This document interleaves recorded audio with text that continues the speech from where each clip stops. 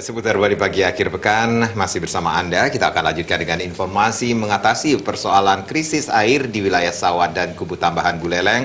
Pemerintah pusat kembali membangun bendungan terbesar kedua setelah Bendungan Titap. Mega proyek ini diperkirakan mulai dibangun Agustus 2018.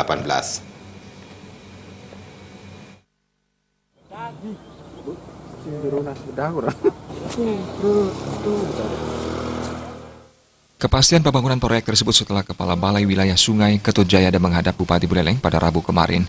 Pertemuan tersebut membahas permasalahan lahan dan penetapan lokasi bendungan tambang nantinya.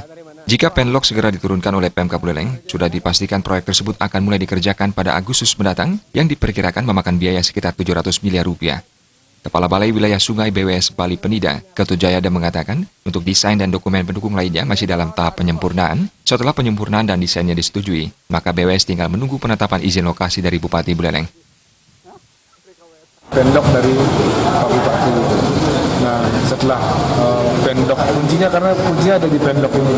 Kalau pendok keluar, kita bisa lelang, kemudian tim appraisal, pembebasan tanah, segala macam, semuanya bisa dibentuk. Ya. Kuncinya di pendok. Nah, ini mudah-mudahan Pak Bupati sudah berjanji, mudah-mudahan ini menjadi awal ya, sudah untuk bisa percepatan, karena memang hampir semua program bendungan di seluruh Indonesia itu percepatan. Sementara itu, Bupati Buleleng Putu Agus Suratnyana memastikan akan segera mengeluarkan penlok bendungan tersebut. Apalagi bendungan tersebut sangat dibutuhkan oleh masyarakat di wilayah Buleleng Timur guna mengatasi masalah krisis air yang terjadi. Kita sudah mendapat surat dari Balai BWS ya untuk segera mendapatkan penlok di Sawan ya. Bahkan dari BWS sudah bersosialisasi di lapangan.